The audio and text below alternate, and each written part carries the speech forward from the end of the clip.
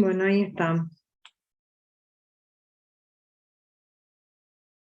Bueno, vamos a comenzar hoy la clase. Esta clase es son varias clases, es la unidad que corresponde a tabla periódica y a propiedades periódicas. Este es el corazón y el centro de la química inorgánica, puesto que a partir de las propiedades periódicas, después ustedes van a poder estudiar y van a poder predecir el comportamiento de los elementos en los grupos. Acá le falta una E. Antes de comenzar el de lleno con lo que es tabla periódica, vamos a repasar algunos principios básicos que ustedes estudiaron en Química 1. Uno de ellos es el principio de exclusión de Pauli, que se acuerdan que decía que dos electrones de un átomo no pueden tener los mismos valores para los 4 números cuánticos. Todos los números cuánticos son diferentes. Eso dice el principio de exclusión de Pauli.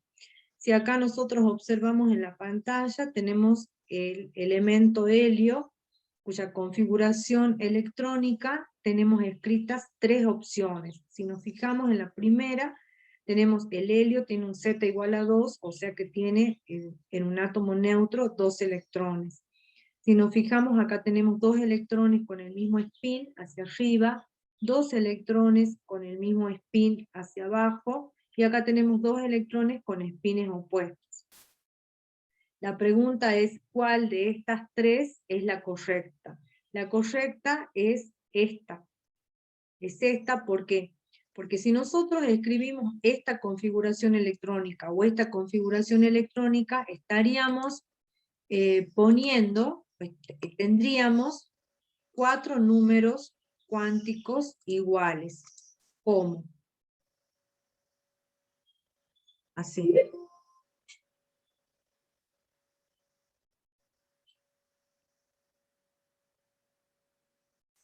Vamos a ir acá.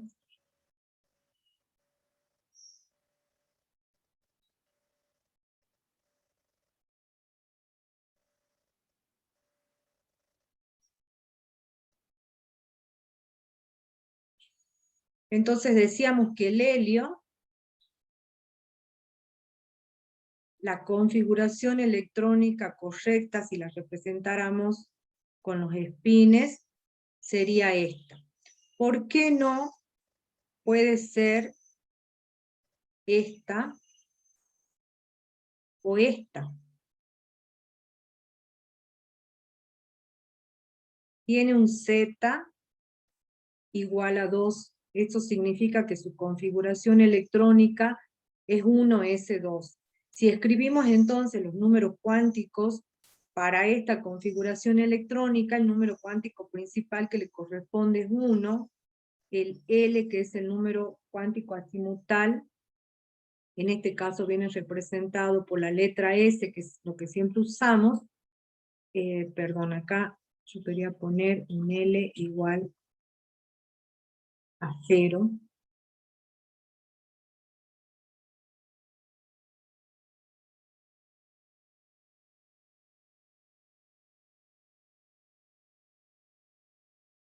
Es L igual a 0 y corresponde al orbital S.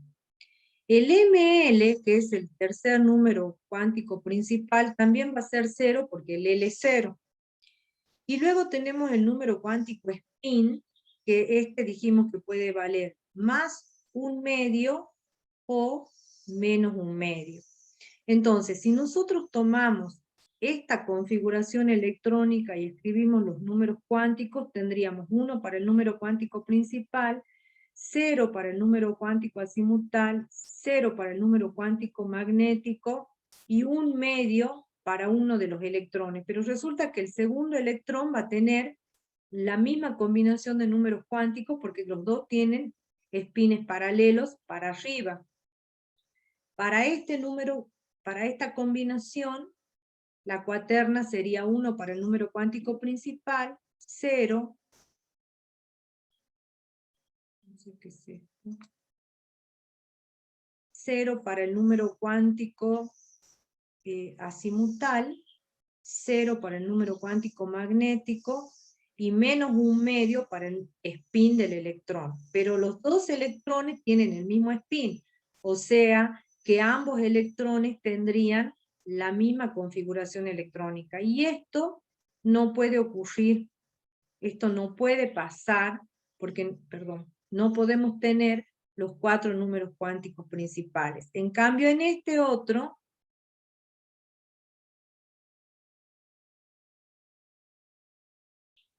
para este, yo voy a tomar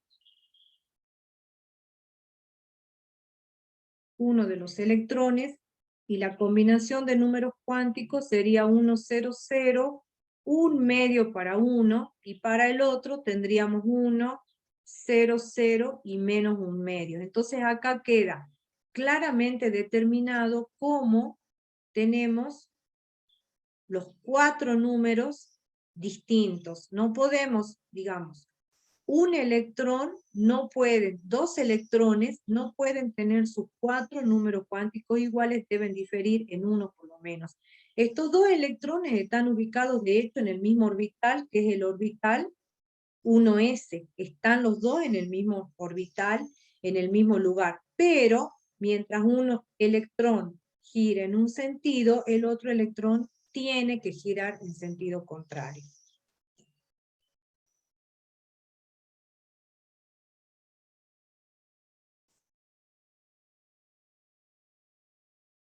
Continuamos con la regla de Hahn. La regla de Hahn dice, para una configuración dada, o también se conoce esta regla como principio de máxima multiplicidad. Dice, para una configuración dada, el estado más estable es aquel con el máximo número de electrones desapareados. ¿Qué significa esto? Veamos, por ejemplo, la configuración electrónica del carbono. 1s2, 2s2, 2p2. Esto nos está diciendo que tiene un Z igual a 6, por lo tanto en un átomo neutro tiene 6 protones, 6 electrones que están distribuidos según esta configuración electrónica. ¿Cómo se van a acomodar los electrones en los orbitales P? Tenemos 3 orbitales P, PX, PY y PZ. Estos 2 electrones que figuran acá podrían ubicarse, uno en un sentido y el otro en sentido contrario, pero ambos en el mismo orbital. O bien, un electrón en un sentido y otro en sentido contrario en distintos orbitales, o bien, ambos electrones en distintos orbitales, pero con los espines paralelos. Esta es la configuración correcta, digamos, esta es la de mayor estabilidad. La de mayor estabilidad, ¿por qué? Porque los electrones ocupan orbitales vacíos y con los espines paralelos. Entonces la regla de Hahn dice que los electrones van a ocupar los orbitales vacíos. Y si el número de electrones lo permite, recién se van a aparear. Recién se aparean. Y por último, habíamos visto también el principio de construcción, o principio de Above, que nos habla de cómo se produce o cómo se hace la configuración electrónica de los átomos. En este caso, los electrones están distribuidos en los orbitales de los átomos según un orden creciente de energía. Claramente, acá tenemos la energía y vemos cómo se van distribuyendo los orbitales, 1s, 2s. Habíamos visto en la clase anterior que la diferencia en los átomos multielectrónicos, la diferencia energética entre el primero y el segundo era mayor, y a medida que iba aumentando el número cuántico principal, la brecha energética se iba haciendo cada vez más pequeña.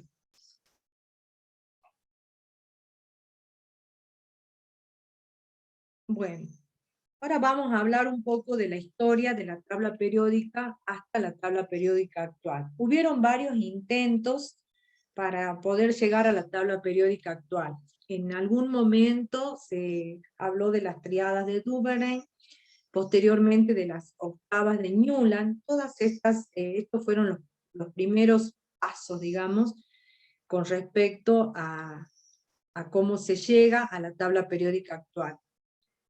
Meyer y Mendeleev, digamos, por distintos caminos, pero más o menos en la misma época, propusieron que las propiedades de los elementos podrían ser representadas como función periódica de sus pesos atómicos. Mendeleev, que está acá, él lo que hizo fue ordenar los elementos que se conocían hasta ese momento según su peso atómico creciente.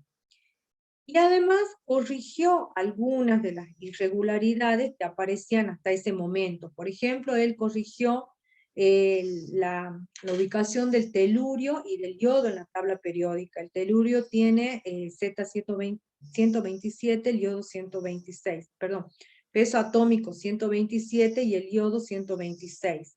Los invierte para que se pueda justificar las propiedades químicas. Ese es uno de los aportes que hace Mendeleev. Otra cosa que hace Mendeleev fue dejar espacios vacíos, ya que en ese momento él consideró que se trataban de algunos elementos que todavía no se habían descubierto. Entonces deja espacios vacíos para los elementos que se pudieran descubrir. Y no solamente deja espacios vacíos, sino que predice las propiedades que iban a tener esos elementos. Entonces las predice, por ejemplo, estudia la densidad, predice el peso atómico que pueden llegar a tener esos elementos, predice las estructuras, y cuando se descubren esos elementos, en particular estamos hablando de galio y de germanio, se encontró que todo el estudio que Mendeleev había dejado armado coincidían con esas propiedades empíricas, digamos, ya cuando el elemento queda determinado, queda descubierto, por decirlo de alguna manera. Hasta ahí podríamos decir, bueno, Mendeleev y la tabla periódica, los aportes que hizo eran excelentes y podríamos decir, bueno, entonces estaba todo bien. Sin embargo, ese arreglo de tabla periódica presentaba algunos problemas. Si se seguía, uno de ellos era, si se seguía estrictamente el orden de la masa atómica creciente, los elementos no siempre coincidían con la propiedad, porque no estaban ordenados arbitrariamente, sino que estaban agrupados de manera tal que coincidieran las propiedades en una manera periódica, por eso dice ahí como función periódica de sus pesos atómicos. Entonces, si se los ordenaba de acuerdo a sus pesos atómicos crecientes, se veía que había algunos elementos que no encajaban en el grupo que le tocaría estar. Esa era una dificultad. La otra dificultad era que se estaban descubriendo elementos que tampoco entraban dentro de ningún grupo. Entonces ya tenía dos dificultades. Y la tercera dificultad que se aprecia en el orden de esta tabla periódica en función de sus pesos atómicos es que habían elementos que tenían reactividades distintas. Por ejemplo, los metales alcalinos tenían una gran reactividad y dentro de ese grupo se había puesto, digamos, por el comportamiento a los metales de acuñar, cobre, plata y oro. Y los metales de acuñar no tienen la misma reactividad, si bien son metales, que los metales alcalinos.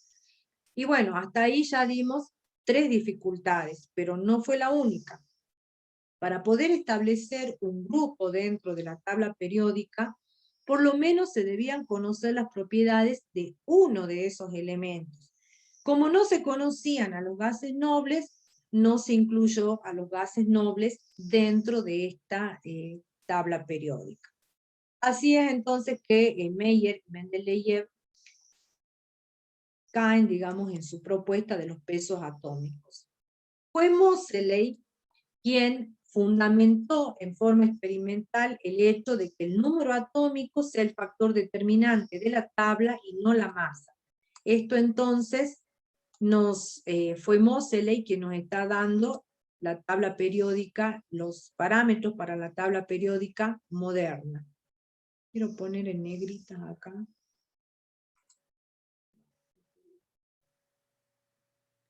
Él hace una experiencia Moseley hace una experiencia y él observa que si se irradiaban, si se ponían, digamos, si se irradiaban rayos X sobre un elemento, los átomos de este elemento emitían rayos X y las longitudes de onda eran características de ese elemento.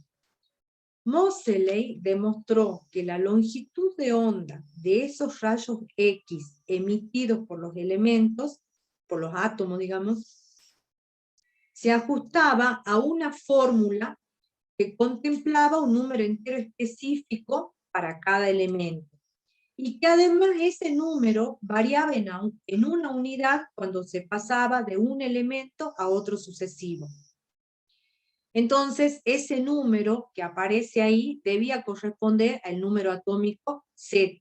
Por eso es que él, fundamentando en esa experiencia, dice que cada elemento, digamos, este número Z, lo que se veía era que el número iba creciendo en 1. ¿Por qué? Porque cada elemento tenía un protón más que el anterior, que era proporcional, digamos, a ese número atómico. Así es entonces que los elementos ordenados según sus números atómicos crecientes presentan periodicidad en sus propiedades. No es lo mismo que lo que decían Meyer y Mendeleev, que los ordenaban según sus pesos atómicos. Acá lo estamos ordenando según su número atómico, entonces según Z, que es la tabla periódica moderna, la tabla periódica actual que ustedes conocen. Acá tenemos una presentación de la tabla periódica. La ventaja, digamos, que tiene la tabla periódica es que nos permite a nosotros, a simple vista, predecir el comportamiento y basándonos en las propiedades, predecir cuál va a ser el comportamiento de los elementos ubicados de esta manera. Los elementos acá están ubicados en grupos y en periodos. Acá tenemos periodo 1, 2, 3, 4, 5, 6 y 7. Las filas horizontales, como en matrices, corresponden a los periodos. Y las filas verticales, como en matrices, corresponden a los grupos. Acá tienen ustedes las dos notaciones. La primera notación que aparece con números arábigos es la notación del IUPAC, donde le da valores desde 1 hasta 17 para los halógenos, 18 corresponde a los gases nobles. En tanto que la antigua corresponde a una combinación de números romanos y letras mayúsculas de imprenta. Esta notación prácticamente ya no tiene vigencia, usamos la nomenclatura actual.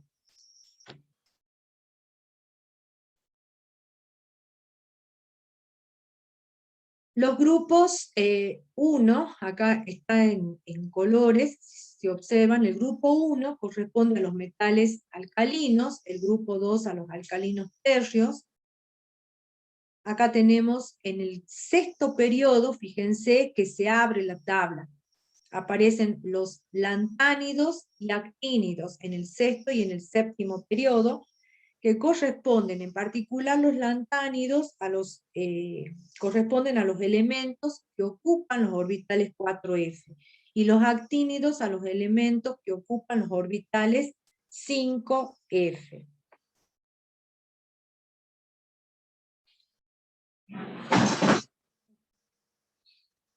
Bien. En el cuarto periodo, bueno, tenemos entonces en el periodo 1, el hidrógeno,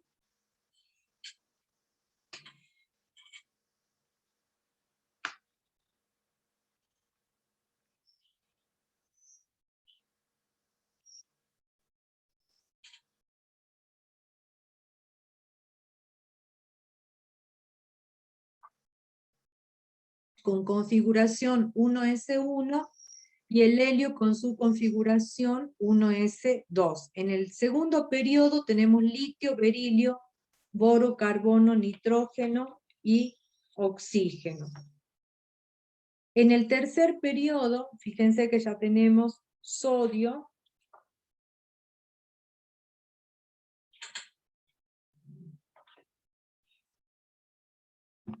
magnesio, aluminio, silicio, fósforo y azufre. Bien, lo que yo les quería mostrar, acá está, ya encontré. Azul. Siguiendo con la descripción que me da la tabla, habíamos hablado de la posición de los alcalinos, el grupo de los metales alcalinos, de los metales alcalinos tercios, habíamos hablado de los lantánidos y los actínidos. Acá tenemos los elementos de transición entre el grupo 3 y el grupo 12, ya vamos a extendernos un poco más en esta definición. En verde tenemos los no metales, y en esta escalerita, esto es muy importante, los semimetales. Estos son los metales que se conocen como metales del bloque P. Ahora bien, la UPAC los nombra, por decirlo de alguna manera, a los bloques de los elementos, se los puede designar usando las letras S, P, D o F. Los representativos, por ejemplo, son y corresponden a los elementos del bloque S, o sea que dentro de los representativos tendríamos, de acuerdo al nombre del grupo, a los metales alcalinos y a los alcalinos tercios en esta zona. Acá tenemos como elementos representativos del bloque S y elementos representativos del bloque P. Los elementos representativos del bloque P los tendríamos en esta zona. ¿Por qué se llaman representativos del bloque P y por qué representativos del bloque S? Porque comienzan a llenarse los orbitales P y acá solamente los orbitales S. Tenemos los gases nobles que corresponden al último grupo, que es el grupo 18, y acá tenemos los elementos de transición. Los elementos, excepto el hidrógeno de los grupos 1, 2, 13, 18, se llaman elementos de los grupos principales. Los elementos de los grupos 3 hasta el 11, orbitales parcialmente llenos, se llaman elementos de transición. Fíjense que toma los elementos del grupo 3 desde el escandio hasta el cobre, que es el grupo 11, según la UPAC. A eso le llama elementos de transición. En ese sentido, la UPAC hace una diferencia entre elementos de transición y elementos del bloque D. Los elementos del grupo 3 hasta el 12, desde el 3 hasta el 12, que incluye al elemento zinc, se denominan en conjunto elementos del bloque D, pero según la UPAC, un metal de transición es un elemento cuyos átomos poseen una capa D incompleta o que origina un catión con una capa D incompleta. Entonces ahí ya tenemos una diferencia. Elementos del bloque D, todos. Elementos de transición solamente hasta el grupo 11. Acá tenemos los nombres recomendados por la UPAC. Grupo 1, metales alcalinos. Grupo 2, metales alcalinos tercios. El grupo 15 le llaman grupo de los nitrógenos, que es el grupo del nitrógeno.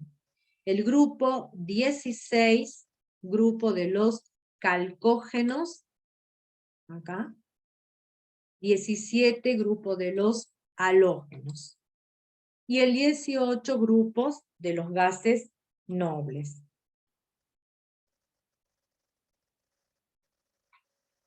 Ahora quiero que veamos un poco cómo va cambiando la configuración electrónica. Acá vamos a pedir una hoja.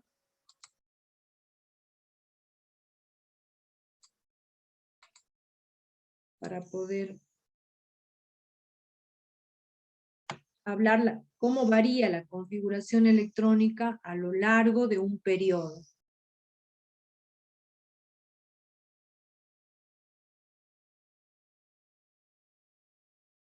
Bueno, vamos a considerar ahora entonces las configuraciones electrónicas en el estado fundamental de los átomos. En el caso del hidrógeno, el hidrógeno tiene un solo electrón, por lo tanto su configuración electrónica va a ser 1s1. En el caso del helio, el helio tiene 2 electrones, su configuración electrónica va a ser 1s2. En el caso del litio, el litio tiene 3 electrones, su configuración electrónica va a ser 1s2, 2s1. En el caso del berilio, fíjense que el litio aparece ya en el segundo periodo. El litio, el hidrógeno y el helio están en el primer periodo. El litio está ubicado en el segundo periodo y esto coincide con el hecho de que su último electrón, su electrón de valencia, está en un orbital 2s. El número cuántico principal coincide con el número de periodo. En el caso del berilio, tiene 4 electrones y su configuración va a ser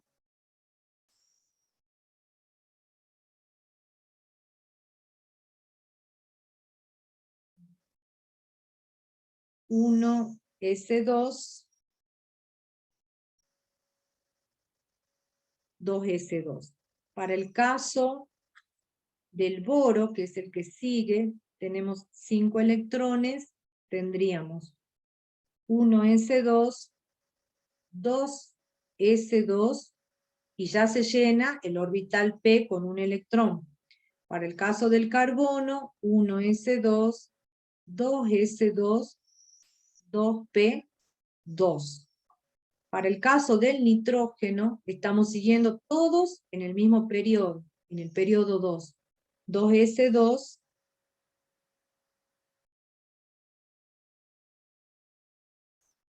2p3. Y así podemos seguir acá con el oxígeno, que sería el elemento que sigue, con el flúor, hasta llegar a el neón, que es el gas noble, donde termina con un Z igual a 10. El neón va a tener una configuración electrónica 1s2, 2s2 y 2p6.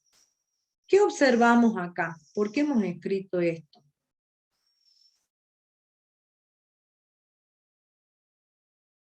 Fíjense que todos estos pertenecen al segundo periodo. Como todos ellos pertenecen al segundo periodo, su configuración electrónica coincide en la capa interna con la del helio. La puedo escribir como configuración del helio, 2s2 que se mantiene prácticamente igual, y 2p le voy a poner a la m, donde m va a variar desde 1 hasta ¿cuánto? Hasta 6, que es el máximo valor que toma en el gas noble, cuya configuración electrónica está completa ya. Cuando la capa está completa, se completa con 6. ¿Por qué se completa con 6? Recuerden que en los orbitales p tenemos 3 orbitales p. ¿Cuántos electrones como máximo podemos tener? 3 en un sentido y 3 en el otro sentido. Estos 6 electrones son los 6 electrones que están acá. En el tercer periodo, el llenado de los orbitales atómicos 3s y 3p, entonces volviendo acá, les decía que esta era la configuración electrónica de los elementos que están ubicados en el segundo periodo, litio, berilio, boro. Fíjense cómo el Z va aumentando, 3, 4, 5, 6, 7, coincide con el número de electrones que nosotros hemos tomado. Estos son nuestros Zetas. El Z igual a 3, para el litio me indica que tiene 3 protones y 3 electrones porque es un átomo neutro. Todos los elementos ubicados en el mismo periodo, entonces, tienen el número cuántico principal que coincide con el número de periodos 2, y observamos cómo se va sumando un electrón al último orbital cada vez que pasamos de un elemento a el siguiente. En el tercer periodo, el llenado de los orbitales atómicos ya corresponde a los orbitales 3s y 3p. No los vamos a escribir, pero vamos a indicar que esto es para el tercer periodo. Y va a tener lugar una secuencia análoga a la que vimos recién, pero que va a iniciar en el elemento sodio hasta el gas noble que corresponde, que es el argón. Entonces acá la secuencia va a iniciar en el elemento sodio, hasta llegar al argón, que es el último elemento del periodo 3. Este es el gas noble que corresponde a ese periodo 3. El gas noble, argón, va a tener como configuración electrónica la configuración electrónica del gas noble del periodo anterior y va a tener completo los orbitales S y P. Acá vemos cómo tenemos 2 más 6, 8 electrones. Si sumamos, teníamos 10 del helio más 6 más 2, 8, 18, coincide con el Z18 de la tabla periódica. Si nos venimos acá, lo buscamos al argón, fíjense que acá tiene un Z igual a 18.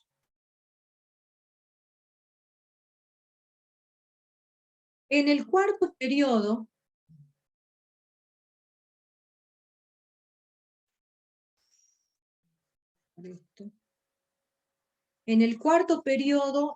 ya aparecen potasio y calcio. El potasio están ubicados en el cuarto periodo, por lo tanto vamos a tener o vamos a completar orbitales 4s. Tanto potasio como calcio van a comenzar con el llenado de los orbitales 4s, entonces van a tener la configuración electrónica del argón, que es el gas noble anterior. Fíjense que acá habíamos terminado con el argón en el periodo 3, cuando venimos al periodo 4 comienza el potasio.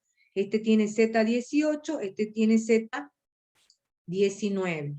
Entonces va a ser la configuración interna, la electrónica del argón, y acá tendríamos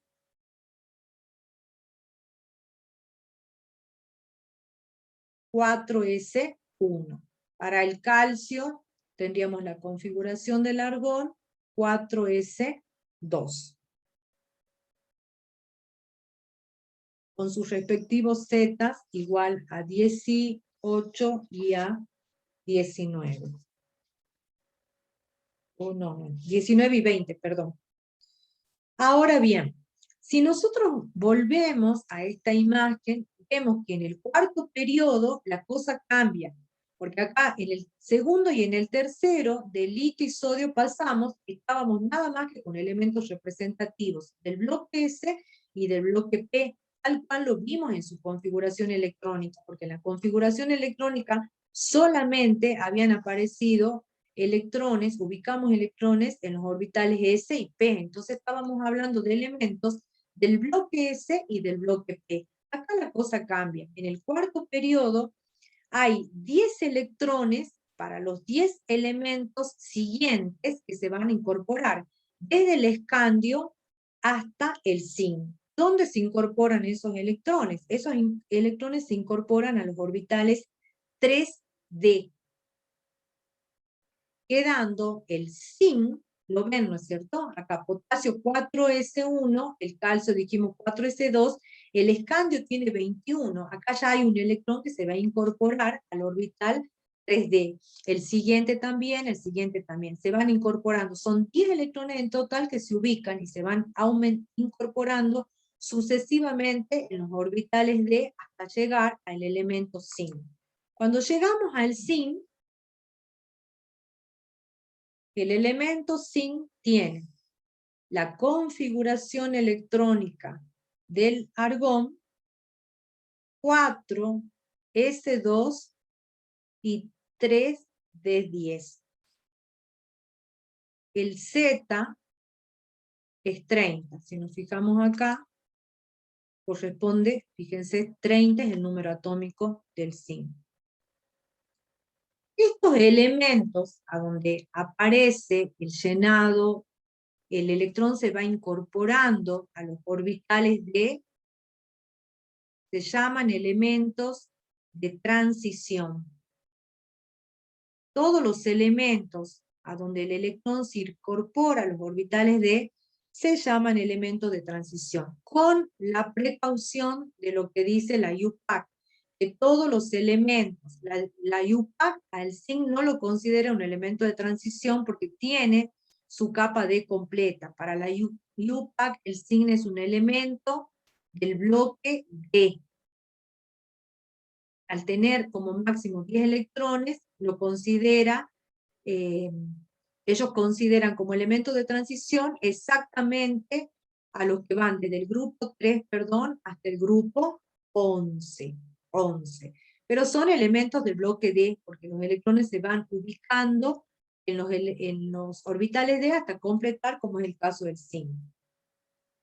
Dentro de lo que son los elementos de transición, el llenado de los bloques D, hay algunas irregularidades.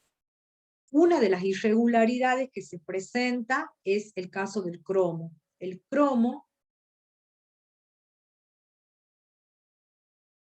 tiene Z igual a 24. La configuración electrónica del cromo corresponde al elemento argón 4s2 3d4. Esta es la que sería de esperar, digamos. Sin embargo, esto es lo que nosotros deberíamos esperar. Sin embargo, la configuración electrónica del cromo es configuración del argón 4s1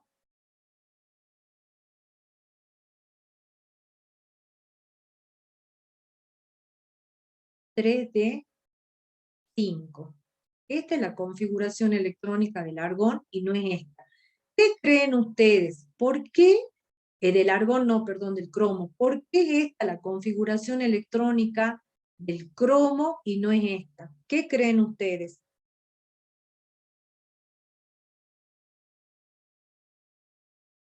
¿Cuántos orbitales D teníamos? Contesten, chicos.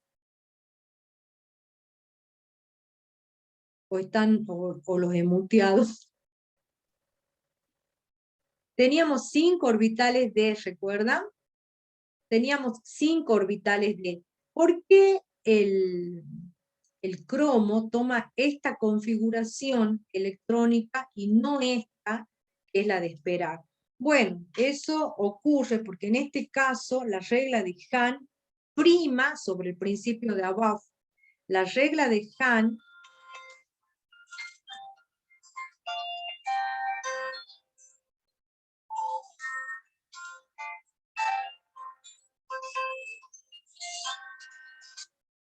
ya te llamo, estoy en clase.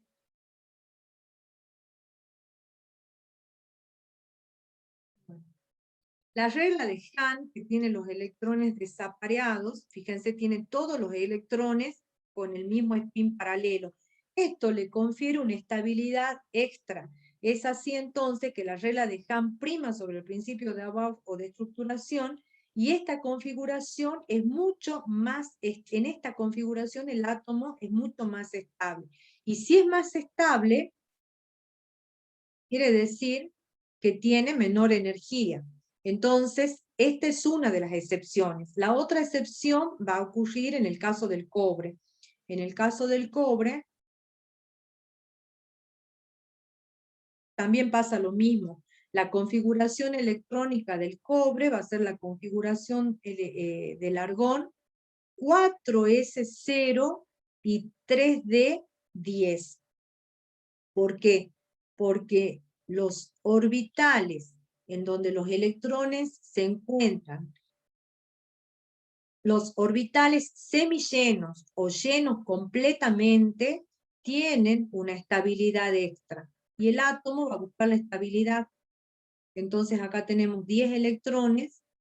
En vez de ubicarse, uno de estos electrones debería haberse ubicado en el orbital 4s. Sin embargo, se ubica en el orbital, en los orbitales 3D,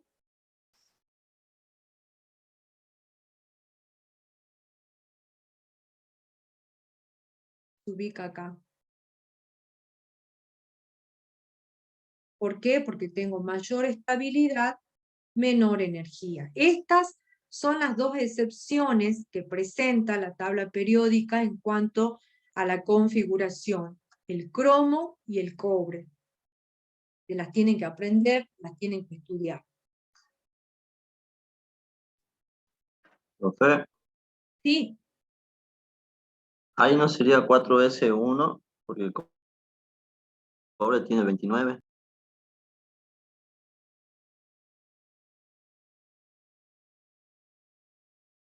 Sí,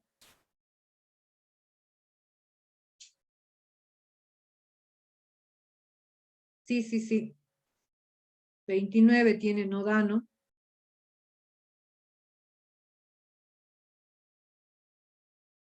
Bueno, lo dejamos acá, dejamos esto. A ver que me consulte yo con mi tabla periódica. Sí, sí, tiene 29, es cierto.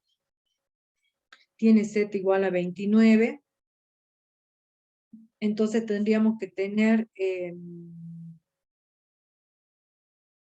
nos queda 3 días. Bueno, ahí lo veo y se los aclaro, ¿ah? Quiero ver qué pasó acá. ¿Tiene los 3D completos, los 3 de 10 completos? Sí, los completos. Pero el argón tenía,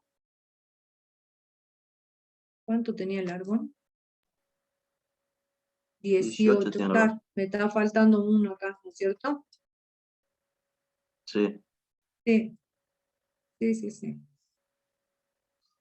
Borramos acá.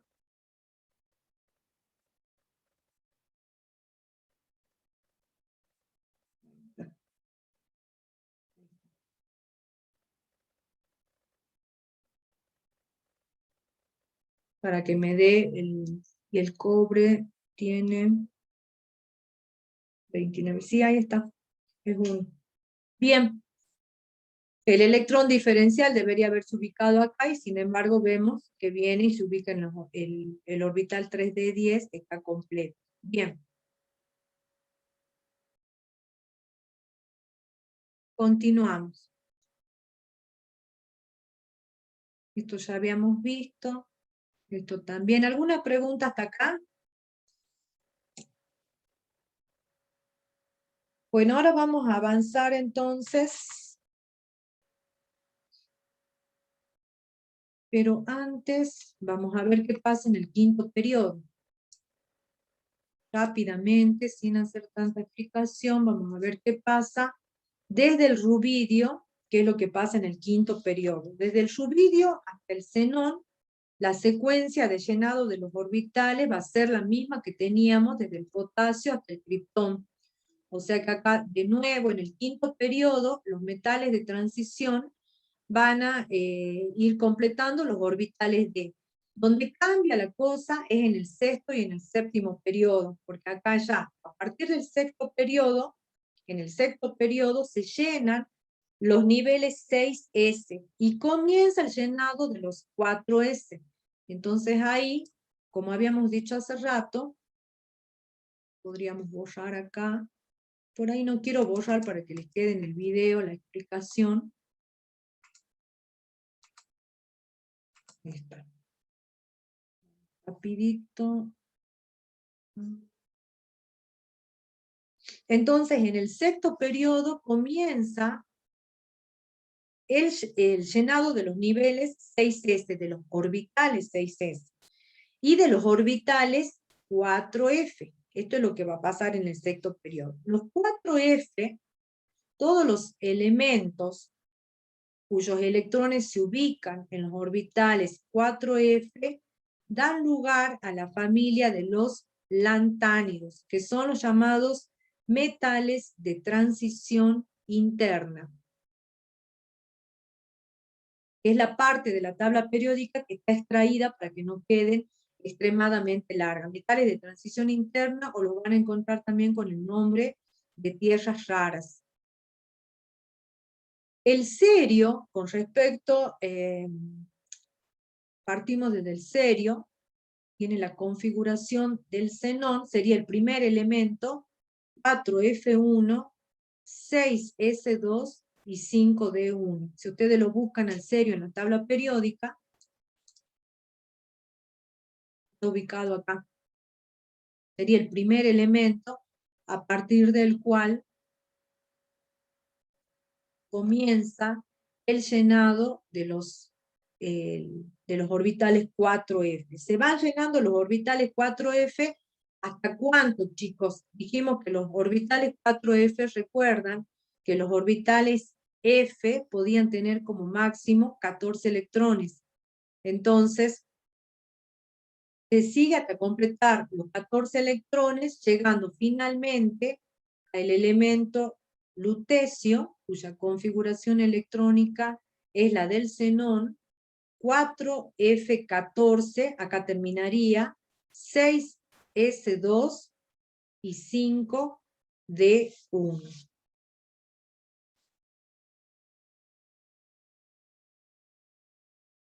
Con respecto a los elementos de transición interna, a los actínidos, que serían la otra pila de elementos que tenemos ahí, esto es entonces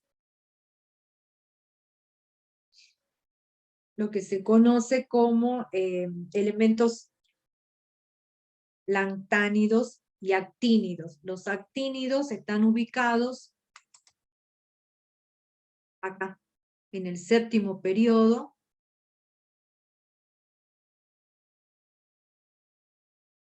y tienen propiedades particulares, digamos, que lo vamos a ir viendo a medida que avanzamos con el estudio de las propiedades periódicas.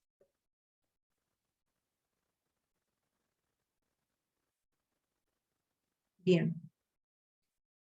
Vamos a ver ahora un poco más de la carga nuclear efectiva que habíamos estudiado la semana pasada. ¿Cómo hemos definido a la carga nuclear efectiva? Recuerdan que la carga nuclear efectiva es la carga positiva, habíamos dicho, que tenía un electrón en un átomo que es polielectrónico.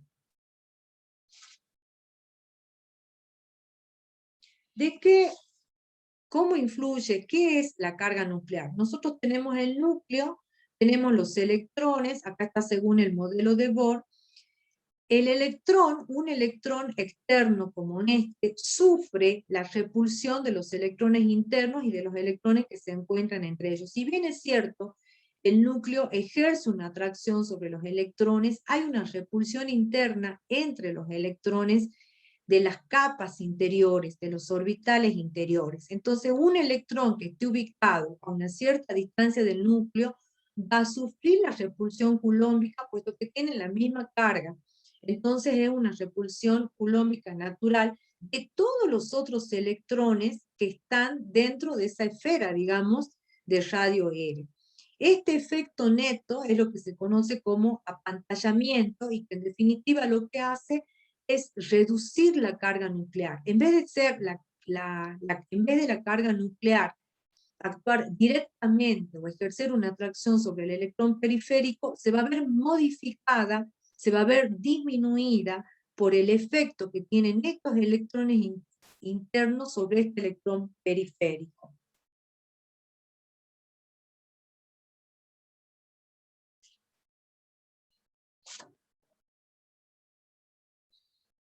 Esta carga entonces, que es la carga nuclear positiva, es una carga positiva que va a sentir el electrón en un átomo siempre que ese átomo sea un átomo polielectrónico, dijimos.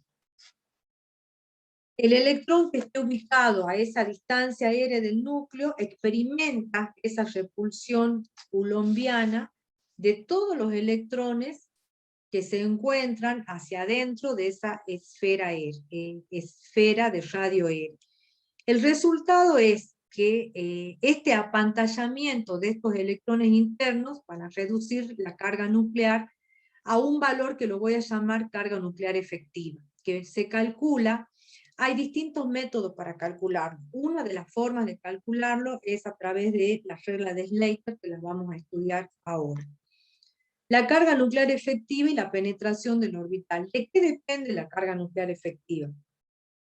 Uno de los parámetros de los que depende es de la penetración del orbital. Acá tenemos dibujado, para el caso de un nivel 3, estaríamos acá 1, 2, tendríamos un tercer nivel donde estén los electrones, los orbitales. Acá tenemos en el En el primer gráfico, la distribución para el orbital 3s, n igual a 3 y l igual a 0. 3s, fíjense que tiene dos nodos, 1 y 2.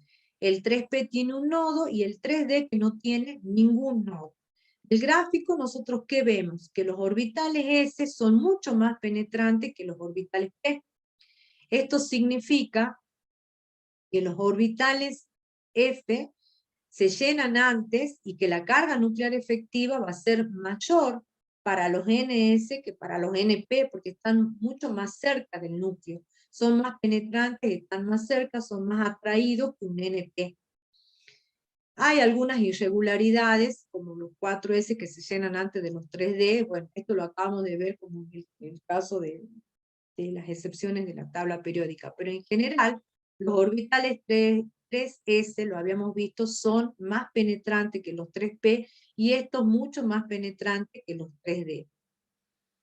Para poder tener una idea, para poder cuantificar y hablar de valores cuantitativos de la carga nuclear efectiva, hay reglas. Una de ellas es la regla de Slater. Este es uno de los métodos. En realidad no es muy precisa, pero realiza una estimación razonable respecto de, con esta carga nuclear efectiva, nosotros podemos tener un valor razonable y poder aplicarlo a la predicción de las propiedades periódicas. Entonces, usando la regla de Slater, podemos encontrar la carga nuclear efectiva y relacionarla. Nos sirve para predecir el comportamiento de las propiedades periódicas, como por ejemplo la afinidad, la electronegatividad, el potencial de ionización, entre otras propiedades. ¿Qué dicen las reglas de Slater?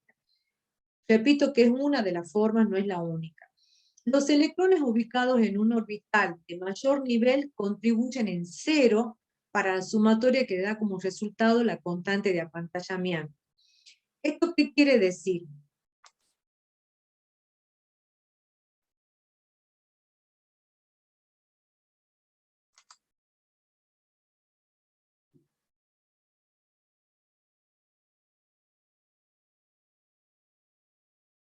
Esto significa, si nosotros tenemos el núcleo y tenemos los electrones, yo quiero estudiar un electrón que está ubicado acá. Todos los electrones que estén ubicados en niveles posteriores al nivel que yo quiero estudiar al electrón, cuyo apantallamiento quiero estudiar, no contribuyen al apantallamiento. Los electrones ubicados en un orbital de mayor nivel contribuyen en 0. Lógicamente, si están ubicados después del electrón, no contribuyen, dice contribuyen en 0, no contribuyen al apantallamiento de este electrón. Los electrones en un mismo orbital ns o np contribuyen en 0,35 para cada uno.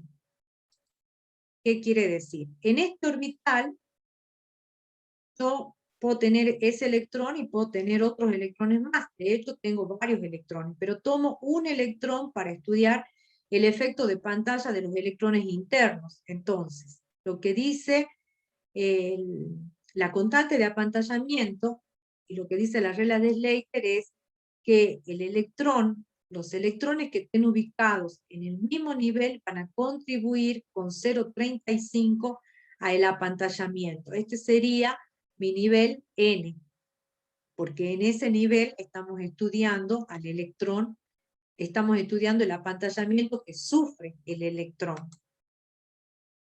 Los electrones de los niveles N-1, o sea, el penúltimo, el anterior, orbitales S, P, D o F, todos juntos contribuyen en 0,85. Entonces, el N-1, ¿cuál va a ser para nosotros? El N-1 va a ser este, el anterior al N. ¿Y con cuánto contribuyen? Contribuyen con 0,85. Y luego, la regla dice, el resto, los electrones de los niveles N-2 o inferiores, contribuyen con 1 cada uno. O sea que los electrones que estén ubicados acá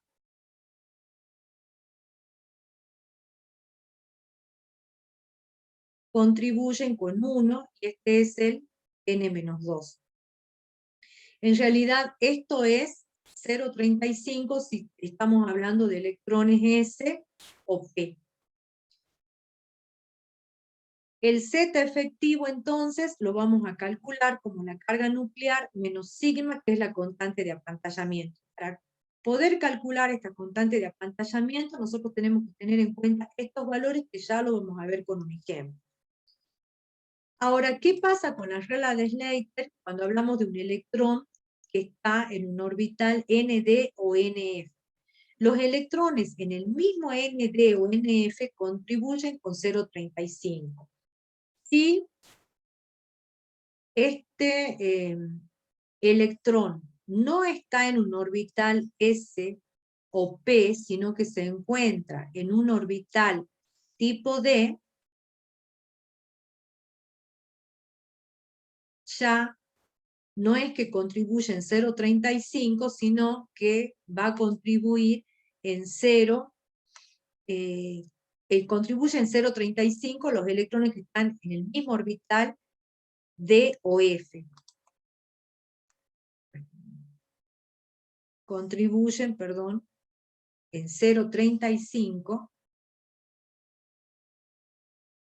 todos los electrones que están ubicados en un orbital D o F. ¿Dónde cambia la cosa? En los interiores, en el tratamiento de los electrones interiores. Todos los demás contribuyen en 1, entonces el que no iba ahí era el 0,85. Todos los demás electrones, los N-1, van a contribuir en 1. Eso dice la regla de Slater para los electrones tipo D. Los electrones en un mismo ND o NF contribuyen con 0,35 y los que están ubicados a la izquierda, todos los que están ubicados a la izquierda van a contribuir con 1. Solamente 0,35 los D o los F, solamente. Recuerden que pueden tener dentro de este mismo N otros electrones que estén en orbitales S o P. Si están en un orbital S o en un orbital P, tendré que considerarlos con apantallados con el factor 1.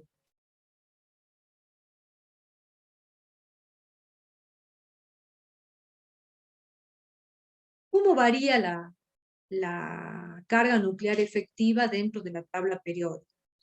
La carga nuclear experimentada por los electrones exteriores aumenta a medida que pasamos de un elemento al siguiente. Es decir, que la carga nuclear efectiva dentro de un periodo,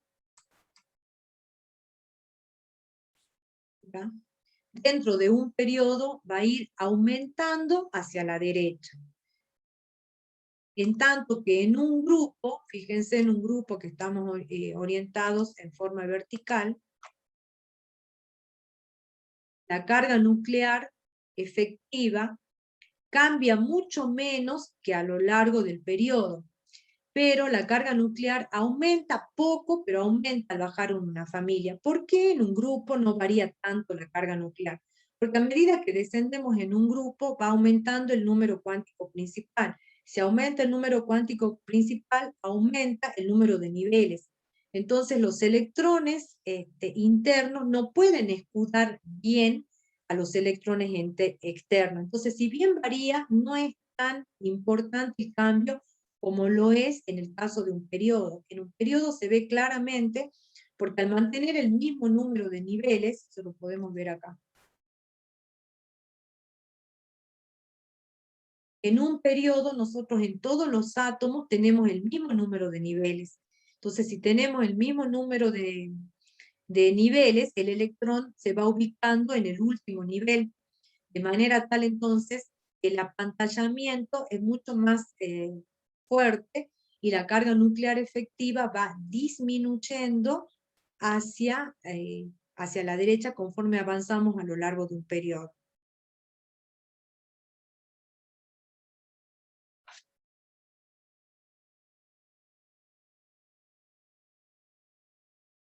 Vamos a ver cómo se calcula la carga nuclear efectiva.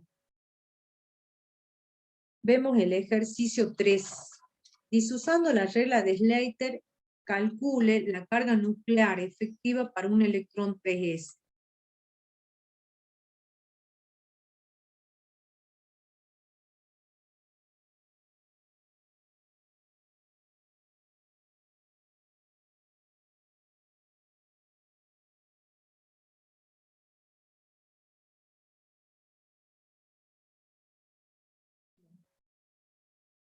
Es el ejercicio 3, y dentro del ejercicio 3 es el ejercicio 3A. Vamos a estudiar, o vamos a ver, la carga nuclear efectiva para un electrón 3s del elemento cloro. Si ustedes buscan en la tabla periódica, el número atómico para el cloro es 17. Escribimos la configuración electrónica para el elemento cloro, tendríamos 1s2, 2s2, 2p6, 3s2 y 3p5. Cuando queremos calcular la constante de apantallamiento, tenemos que considerar el electrón del último nivel. El último nivel en este caso es el tercer nivel. Y dentro de este tercer nivel yo voy a tomar un electrón de estos 5 electrones que tiene de estos 7 electrones, perdón, que tiene el elemento cloro. En el último nivel tengo 7 electrones. De esos 7 electrones tengo que sacar uno, que es el que voy a considerar que se está apantallando. Acá tengo 1, 2 y 3. Acá tendría 7 electrones, pero hay uno de ellos que yo quiero estudiar para el apantallamiento. Entonces a ese no lo cuento y me quedan 6 electrones. Estos 6 sí van a influir en el apantallamiento, igual que todos los electrones internos que tenemos acá. Entonces, yo voy a poner con n al número de nivel, al número de electrones y a la constante de apantallamiento.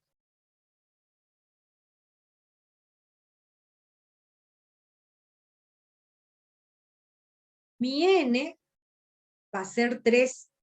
¿Por qué mi n es 3? Porque ahí se encuentra el electrón cuyo apantallamiento quiero estudiar, que está en el último nivel. Entonces, n es el número de nivel, vale 3. ¿Cuántos electrones tengo en el tercer nivel? 6, porque tenía 7, menos 1, porque ese es el que estoy estudiando para el apantallamiento, lo saco, me quedan 6 electrones. Para ese último nivel, ¿qué me dice que la constante de apantallamiento contribuye en 0,35 por el número de electrones que es 6? 0,35 es lo que dice la regla de Slater. 0,35 contribuye porque es un electrón tipo E por 6, que es el número de electrones que me quedan en ese nivel. En el nivel anterior tendría un n igual a 2, sería este. ¿Cuántos electrones tenemos acá? 8.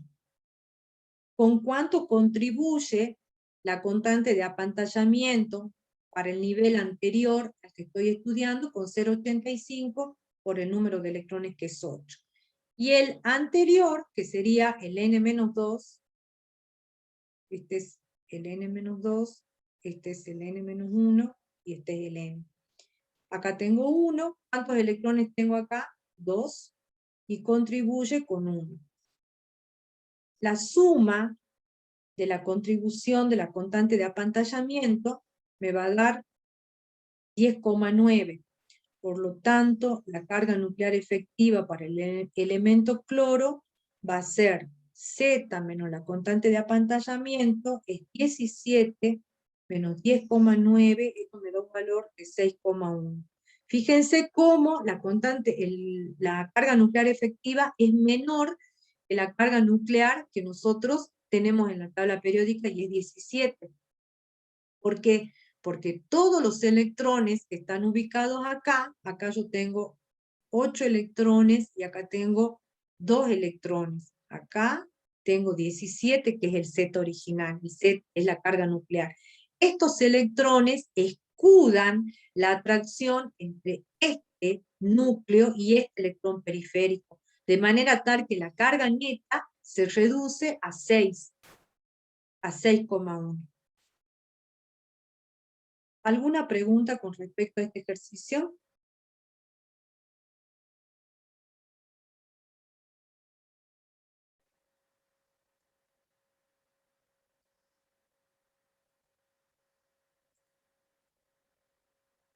Pasamos entonces ahora al ejercicio B. Profe, Sí, si quiero calcular el Z para un electrón que está entre medio, en un nivel medio, ¿se puede? no, el electrón tiene que estar en alguno de los niveles. O sea, está en el 3, o está en el 2, o está en el 1. Por eso la regla de Slater es clara. Te dice, para un electrón en un NS o en un NP, para un electrón en un ND o en un NF. Lo único que cambia, digamos, es si el electrón está ubicado en un S, en un P, o sea, si es un representativo o si es de transición. Porque si el electrón es NS o NP, estamos acá. Si es NS o NP, ¿qué quiere decir si es NS o NP? Que esté en un orbital S o que esté en un orbital P. Que sea ND o NF, que esté en un orbital D o que esté en un orbital F. Eso significa.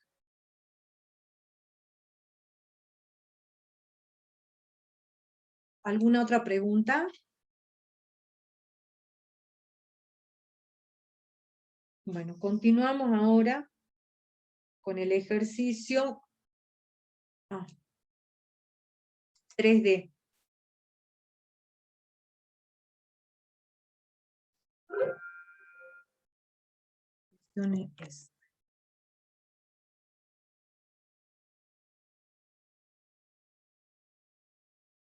En el ejercicio 3B, en el ejercicio 3B nos pide que calculemos la carga nuclear para el elemento hierro, pero para un electrón que está ubicado en el orbital 3D. Entonces, de nuevo, el Z del hierro es 26, escribimos la configuración electrónica para el elemento hierro, tenemos 1s2, 2s2, 2p6, 3s2, 3p6, 4s2 y 3d6.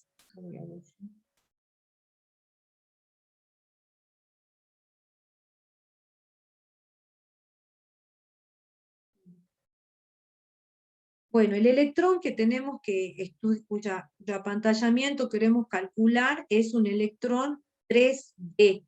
O sea que dentro de este orbital tenemos que sacar uno, o sea que me van a quedar 5 electrones. Hay uno que no voy a contar, que es el que yo tengo que estudiar para poder estudiar el apantallamiento de un electrón en particular D. Me quedan 5 electrones.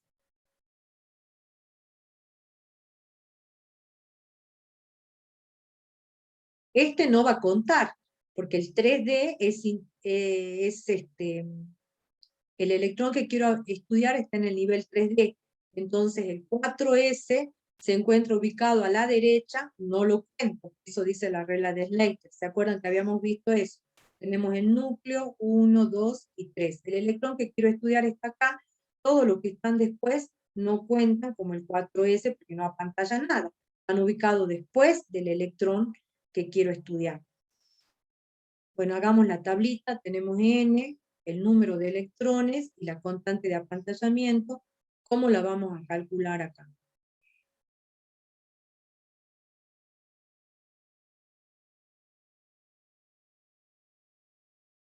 En el nivel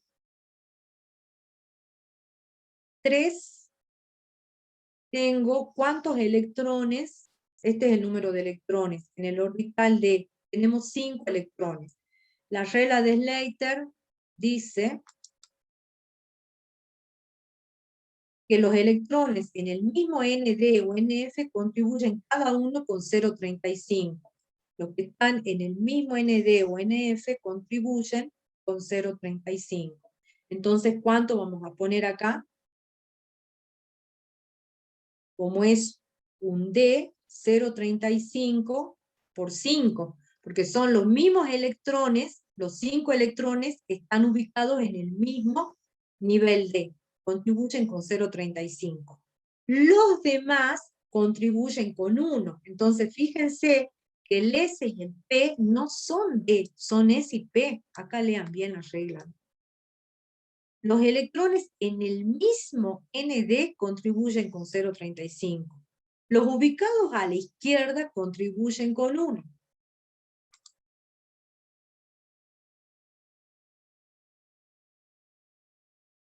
Entonces, en el tercer nivel,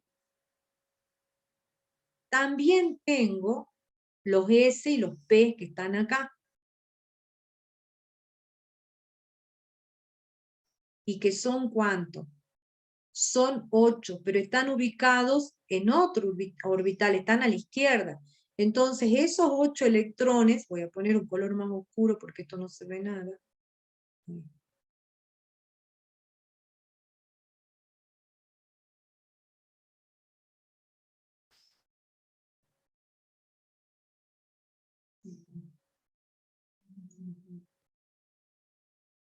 Ahí están. Son 8 electrones. Estos 8 electrones van a ir multiplicados por ¿cuánto? Por 1. Después tenemos los electrones del segundo nivel, que son estos, y son otros 8 electrones más. Esos 8 electrones van a venir acá. Y ya estamos en el segundo nivel. Estamos acá. ¿Con cuánto va a contribuir? Y bueno, va a contribuir también con 1 por 8. Y los del primer nivel también contribuyen, tienen 2 electrones con 1 por 8. Esto lo voy a poner un poquito más oscuro. 2 y 8. ¿No sería 1 por 2 en el primer nivel? Sí. Gracias. 1 por 2. Este es el primer nivel, este sería mi n menos 2, este sería mi n menos 1, y este sería mi n, ¿no es cierto? N, este es n menos 1 y n menos 2. La única salvedad acá entonces, la única precaución que hay que tener es que el electrón que estamos estudiando está en un orbital D, por lo tanto va a ir, contribuye en 0,35. Los otros electrones del tercer nivel contribuyen en 1, para el caso de que el electrón que estudio esté en el D. La sumatoria esta a mí me dio 19,75, y por lo tanto la carga nuclear efectiva para un electrón 3D del hierro va a ser igual a 26 menos 19,75. Eso me dio un valor de 6,25. ¿Alguna pregunta?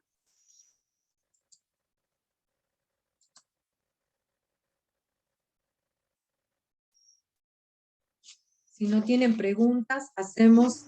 Al 4S no se lo toca ahí directamente, profe, que no. No, Porque está en el no, idioma. porque está No a la importa, derecha. claro, no importa que tenga menor energía. No. Vos estás Bien. estudiando acá el apantallamiento de los electrones internos. Cómo los electrones internos que están ubicados acá escudan, porque esa es la realidad, digamos. Los electrones que están ubicados acá escudan la atracción entre el núcleo y el electrón del tercer nivel, y el electrón que te marca la consigna, que puede ser un 3D, que puede ser un 4S, pero siempre un electrón externo. Entonces lo que hacemos nosotros es ver cómo escudan, pero ¿quiénes escudan? Y bueno, escudan los que están a la izquierda, los que están a la derecha no escudan nada, porque están después de eso. Sí, profe. Ahora está bien. vamos, sí, ahora vamos a ver en el ejercicio, no me acuerdo qué número es, pero vamos a estudiar el 4S para el hierro. Dentro del mismo ejercicio, creo que es el C.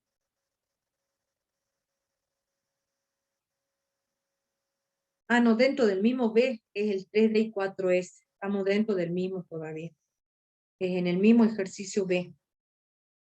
Dentro del ejercicio B, ahora tenemos que, es el 3B, tenemos que encontrar la carga nuclear efectiva para un electrón 4s. Bueno, yo voy a volver a usar la misma para no tener que volver a escribir. Ya teníamos el Z, que era Z igual a 26. Teníamos la configuración electrónica, 1s2, 2s2, 2p6, 3s2, 3p6, 4s2 y 3d6. Resulta que ahora el electrón que queremos estudiar, cuya constante de apantallamiento vamos a sacar, está ubicado en el cuarto nivel. Acá. Es un electrón S. Está en un orbital S, o sea que la cosa cambia.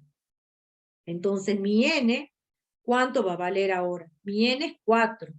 Este y este va a ser N-1, porque están ubicados en un nivel anterior. Este va a ser N-2, y este, bueno, va a ser el anterior, porque es el N-2 y todos los demás, digamos. Todo esto ya los considero N-1 y todo esto ya entraría en el interior. Estamos Hacemos trabajando con 4s2. sí, pero ¿Y no por va a qué ser... Sí, te escucho. por qué en el ejercicio anterior lo tachaban? Ah, qué buena pregunta. Porque en el ejercicio anterior vos estabas estudiando la carga nuclear efectiva para un electrón 3D. Y el cuarto nivel está después del tercero. Ah, bien, se entiende. Vos acá, mira, tenés el núcleo. Tenés en el modelo de Bohr el primer nivel, el segundo, el tercero y el cuarto. El problema vos te pide que encuentres la carga nuclear efectiva de un electrón que está acá, en el tercero. Los que están ubicados después del nivel que yo quiero estudiar, acá está el tercero. Los que están ubicados después de ese nivel no cuentan. Este no cuenta porque está después.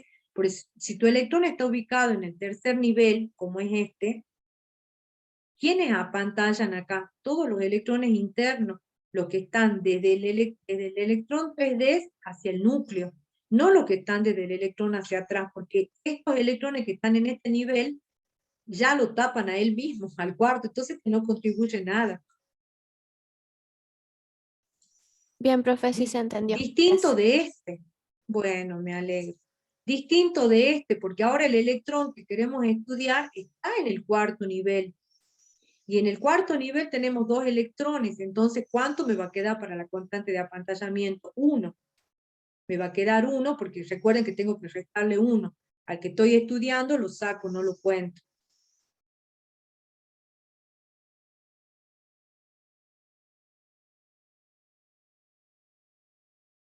Ya hacemos el recreo, ¿no? Tenemos 4 niveles. Entonces, en el cuarto nivel, que es este, ¿cuántos electrones me quedan? Originalmente tengo 2. Saco 1 para el apantallamiento. ¿Cuántos electrones me quedan? Acá está mal. Acá es número de electrones. Este es el número de electrones. ¿Cuántos electrones me quedan, chicos, acá? Díganme 1. ustedes.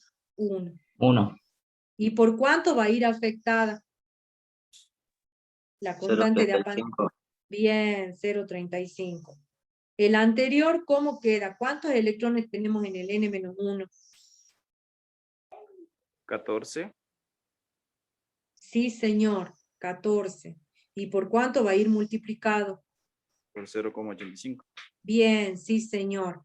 0,85 por 14 y 0,35 por 1. Y los dos anteriores los voy a poner juntos.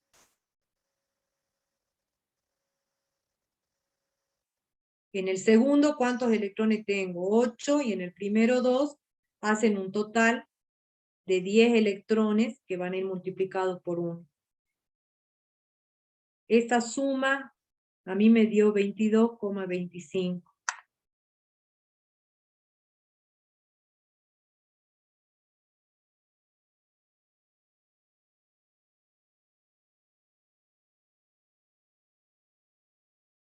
Quiere decir entonces que la carga nuclear efectiva para un electrón 4s del hierro va a ser 26, que era su Z original, menos 22,25. Y eso me da un valor de 3,75. Si lo comparamos con el Z efectivo del electrón 3D para el mismo elemento, este nos había dado un valor de 6,25. Fíjense que el valor del Z efectivo para el 4s es menor. La carga nuclear efectiva en el 3D es mayor que en la carga nuclear efectiva para un electrón ubicado en el 4s. Cuanto mayor sea el valor del Z efectivo, menor va a ser la energía. Esta es la razón por la cual los electrones primero ocupan el orbital 3D y después ocupan el orbital 4s, porque va a ser más estable en ese sentido. Es la configuración más estable, llenan primero los D y luego los 4s. Bueno, después nos pide, no sé si tienen alguna pregunta para hacer ahí.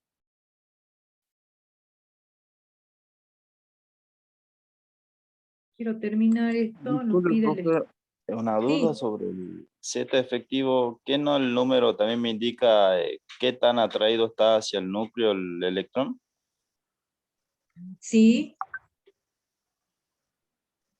Mientras mayor sea el número, va a ser mayor la atracción hacia el núcleo. Por lo tanto, se va a sí. necesitar mayor energía para liberar a ese electrón.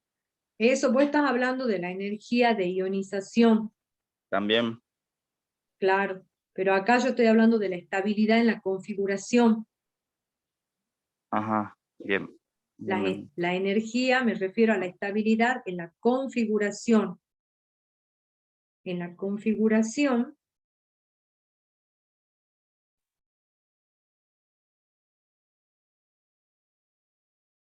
cuando van completando los electrones en los orbitales D, a eso se refiere. Si vos te fijas en la configuración electrónica acá,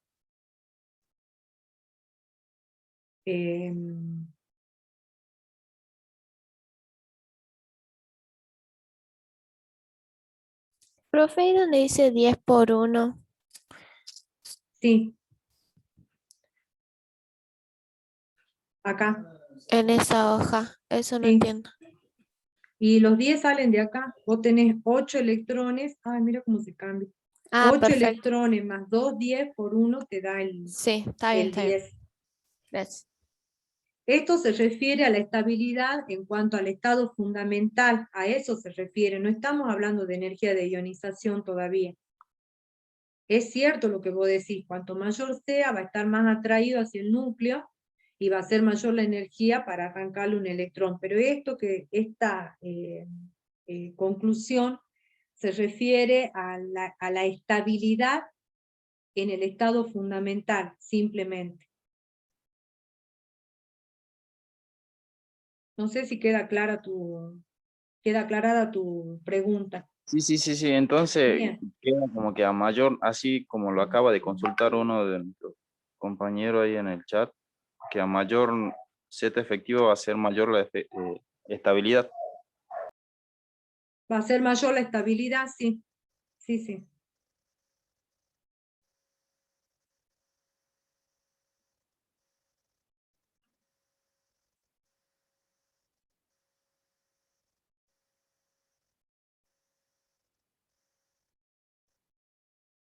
Bien.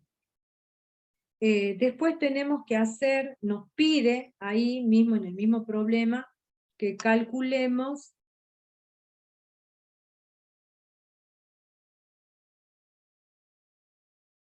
para un 4S del calcio. Después dice, teniendo en cuenta solo la carga nuclear efectiva, prediga y justifica el orden de energía de ionización para los electrones de los dos metales y escriba la configuración electrónica más probable del hierro más 2. Ahora sí nos pide para la energía de ionización, que es lo que vos decías. Todavía no habíamos, lo que pasa es que yo no tomé, como no definí todavía energía de ionización, no tomé este punto todavía, porque no hemos definido. Entonces podemos relacionar con lo que vos estás diciendo, y nos pide también la configuración del hierro más 2.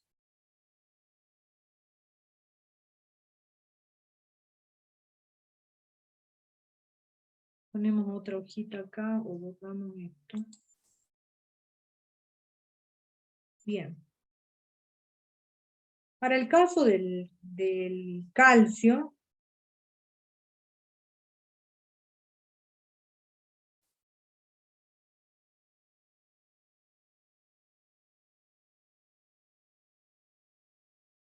el set efectivo del calcio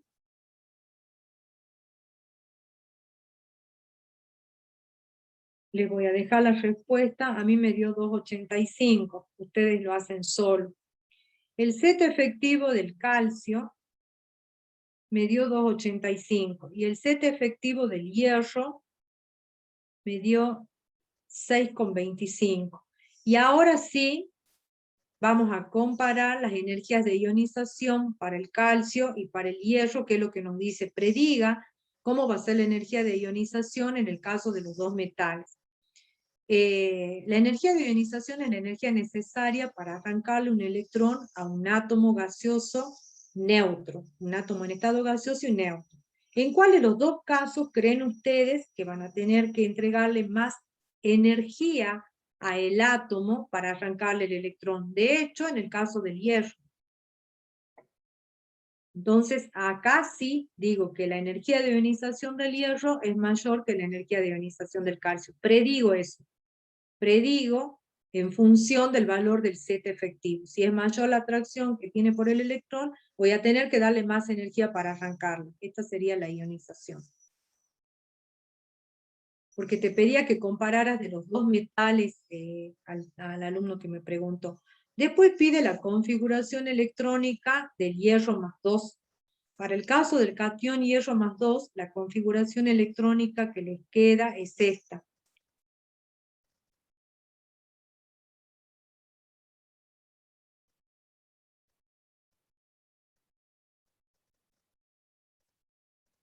Pierde 2 electrones. Acá teníamos originalmente 4s2. Pierde estos 2 electrones y les queda esta configuración electrónica.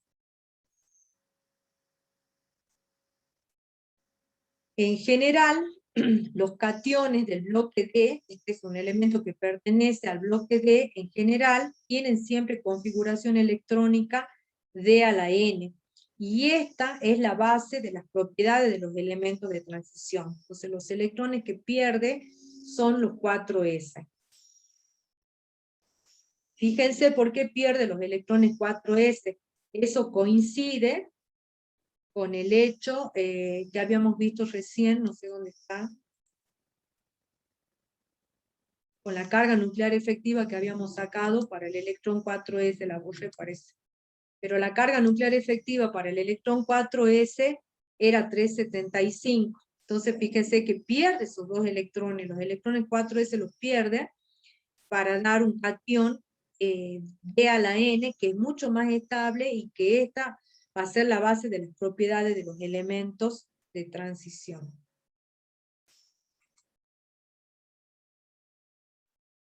Bueno, vamos a hacer una pausa.